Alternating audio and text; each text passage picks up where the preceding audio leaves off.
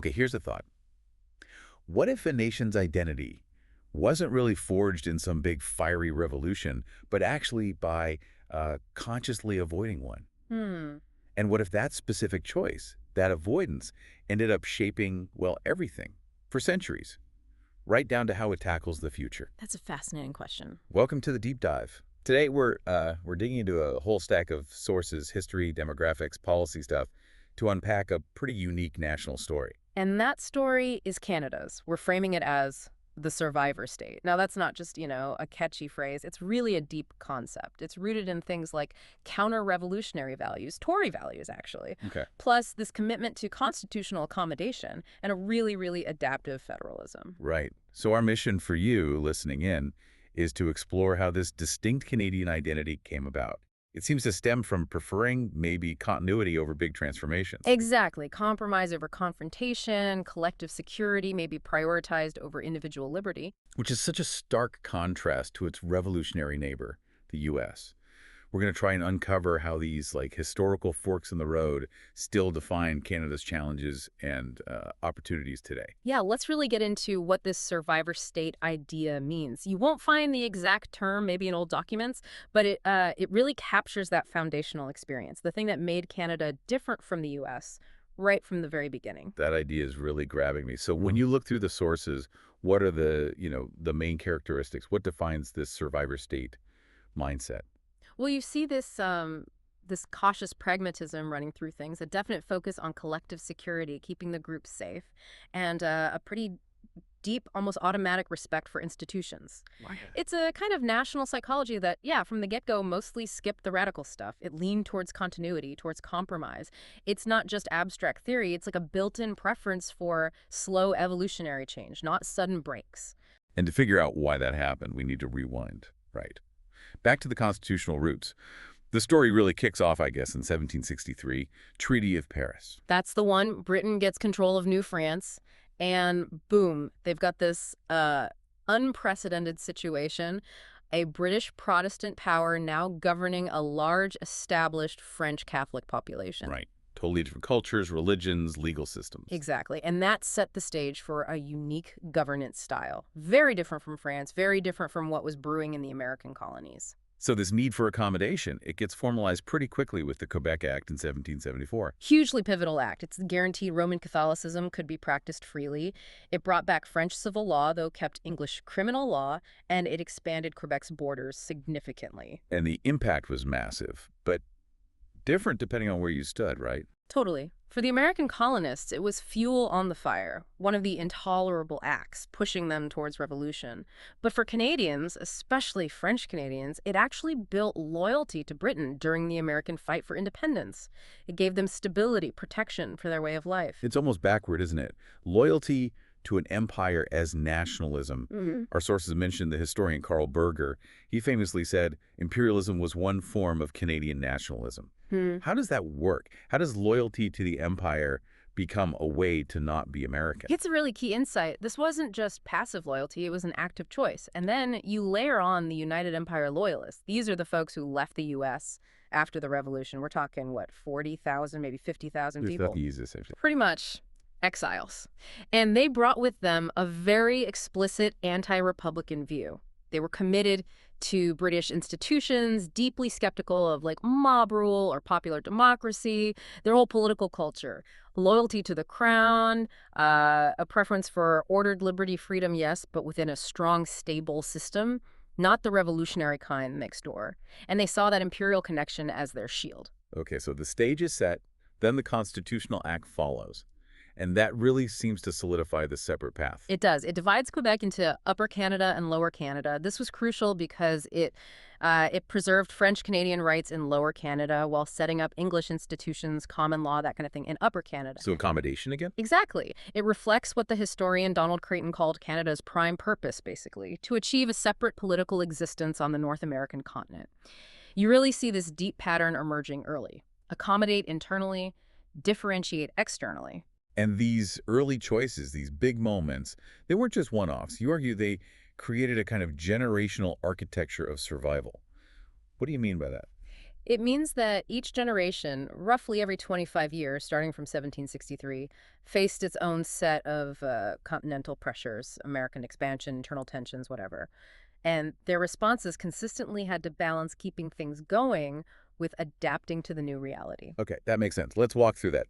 The Conquest Generation, 1753 to 1788, they're dealing with British rule taking over, 70,000 French Catholics figuring out life under a Protestant crown while the American Revolution kicks off next door. How do they survive? Their main strategy wasn't trying to blend in, it was constitutional accommodation. We talked about the Quebec Act preserving law, religion, and critically, the French elites. They looked at American republicanism and thought, that's a threat to our established order. So they pragmatically allied with the British crown. Stability over chaos. Smart politics. Then the Loyalist generation, maybe 1788 to 1813, this is when those 60,000 or so Loyalists arrive, the Constitutional Act gets going.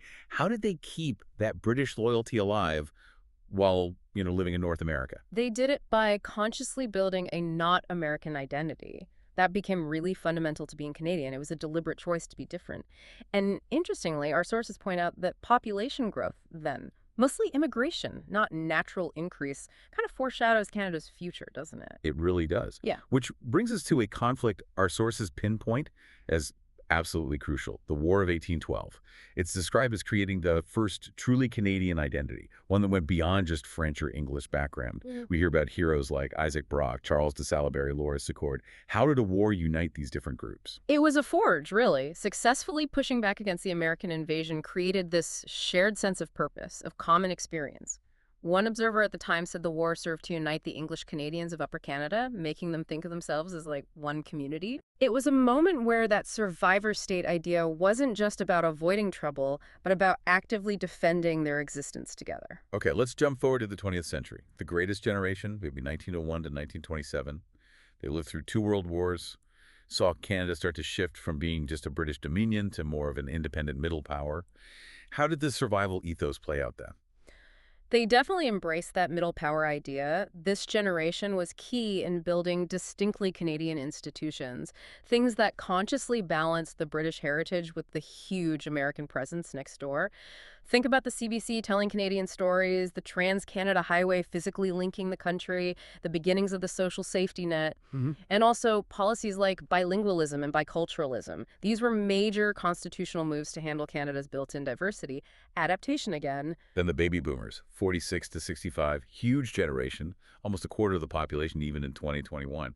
What were their big challenges? How did they respond in that survivor state way? Oh, they faced massive American influence. Everything from Vietnam War, draft dodgers coming north, to just overwhelming cultural presence, plus all the complexities of free trade talks. Big stuff. And their generational response was huge, too. The Charter of Rights and Freedoms in 1982, embedding rights in the Constitution, official multiculturalism in 71, which was a very deliberate move away from the American melting pot idea, and that whole push for recognizing Quebec as a distinct society. They were actively shaping Canada's identity against these external forces. And that brings us to millennials, 81 to 96. Now the largest generation, actually surpassing the boomers. What are the pressures shaping their era, and how are they carrying on this adaptive survival legacy? They're dealing with a lot. Post 9/11 security stuff, constant climate change policy debates, global trade tensions, their responses. They seem to emphasize immigration-driven diversity as a core strength. There's a huge focus on reconciliation with Indigenous peoples, framing it as a fundamental national priority, and making big strategic bets on the digital economy, AI, that sort of thing, to keep Canada relevant and sovereign on the world stage. It's like updating the survivor state playbook for a super interconnected but also pretty unstable world. So if we step back now and compare Canada, this survivor state, with the U.S., the revolutionary state, the differences in political psychology really jump out. Structurally, even how government works is fundamentally different, right? Canada's parliamentary system versus the U.S. separation of powers. Oh, absolutely. Canada has executive legislative fusion. The prime minister, the cabinet, they sit in parliament. They're part of the legislature. Not separate branches like in the U.S. Exactly. And that usually means stronger party discipline. The government can often get its agenda through more easily, assuming it has a majority. Compare that to the U.S. checks and balances, designed specifically to separate powers, which often leads to weaker parties and, frankly, more gridlock. And federalism, too, how Ottawa deals with the provinces versus how Washington deals with the states. Totally different styles. Canada has what's called executive federalism. Think First Ministers' conferences, the PM and provincial premiers hashing things out directly, often behind closed doors. Hmm. In the U.S., it's more congressional federalism. States push their interests mainly through their elected senators and representatives in Congress, two very distinct ways of managing regional diversity. What's really interesting, though, are the cultural values underneath all this structure. Our sources mention World Values Survey data, Neil Navitt's work, Yeah. showing Canadians tend to be, well, maybe a bit more deferential to authority than Americans, even if that's declining everywhere. Yeah, the data consistently shows that difference. And look at Hofstede's research on cultural dimensions. The U.S. scores super high on individualism, like 91. Canada's high, too, at 80, but that lower score suggests more collective thinking woven into the culture. And you see that play out in basic philosophies and policies. For sure. Canada's constitutional framework talks about peace, order, and good government. That prioritizes community well-being, stability.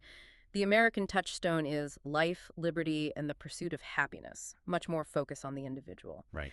So it's maybe less surprising that Canadians generally back universal health care, public education, family benefits.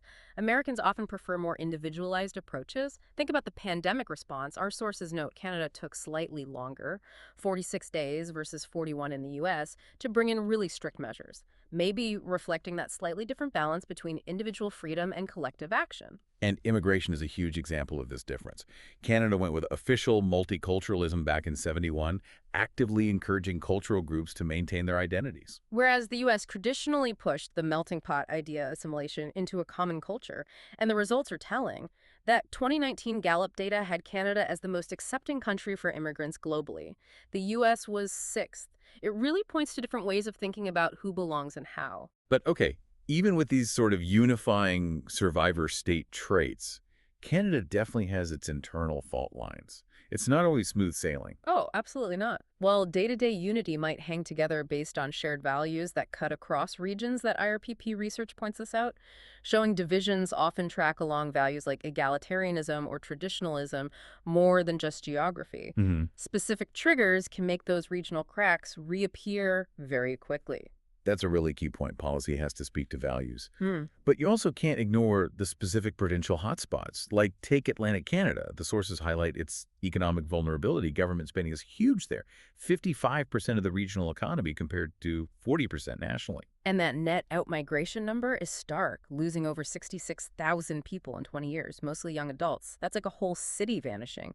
They depend heavily on federal transfers, which makes them really sensitive to economic shifts. Then, of course, there's Western alienation, that figure for Alberta, Yeah. contributing $257 billion more to federal finances than it got back over a period. Yeah. That's staggering.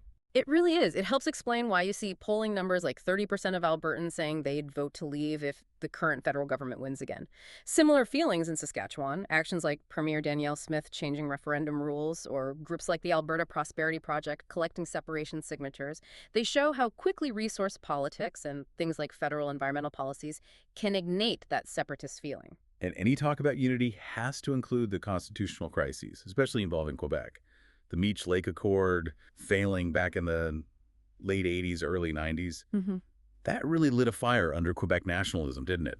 Led straight to the Bloc Québécois forming. It absolutely did. And then the 1995 Quebec referendum. I mean, people forget how close that was. 50.58% no to 49.42% yes. Yeah. A gap of barely 50,000 votes decided the country's fate. Chillingly close. And even today, the dynamic in Quebec is kind of paradoxical. Independence might seem off the table short term, but because those issues around constitutional recognition never really got resolved, there's this underlying instability, like a fault line that's quiet but still there. Such a delicate dance.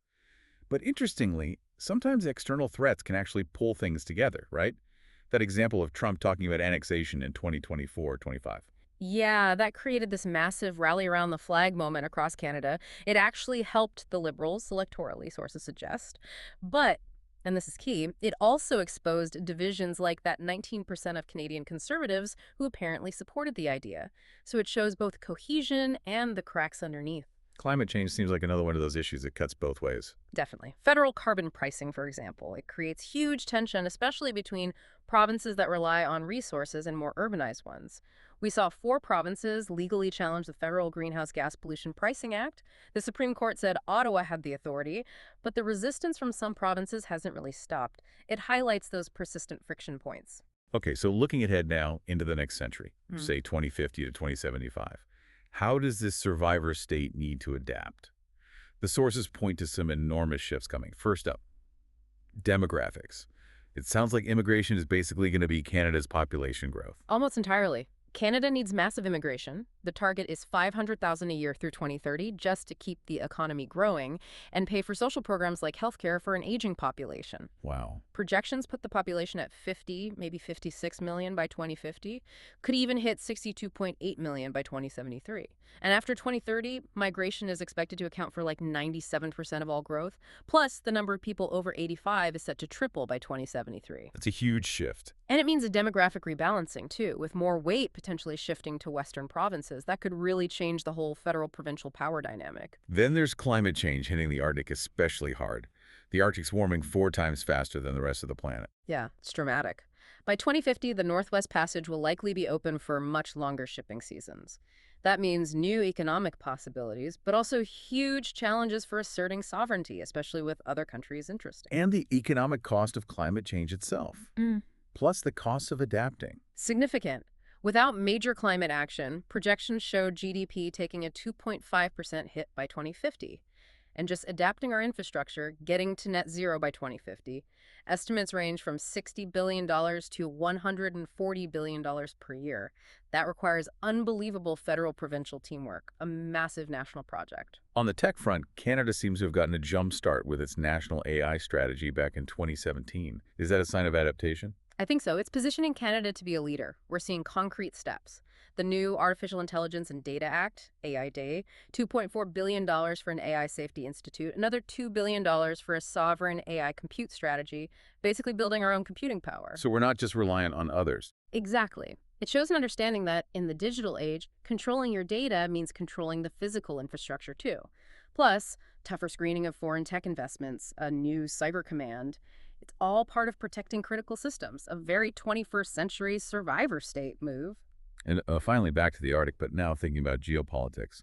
Russia and China working together more up there, NATO changing with Finland and Sweden joining. Right, the whole security picture is shifting. That explains the huge NORAD modernization, $38.6 billion focused on better Arctic surveillance and defense. And the government's Our North, Strong, and Free policy seems pretty specific about hardware. Very specific. 6 new Arctic offshore patrol ships, plans for up to 15 new destroyers, advanced drones, new aircraft, even potentially 12 new submarines designed for under-ice operations by 2032, plus planning 2 permanent Arctic bases by 2035. It signals a serious focus on security and working with other democratic Arctic nations. It's about ensuring survival in a much more contested North. So, wrapping up our look towards the future, the sources lay out a few possibilities for Canada between 2050 and 2075, right? Optimistic, baseline, challenging. Yeah, basically illustrating that the path isn't set.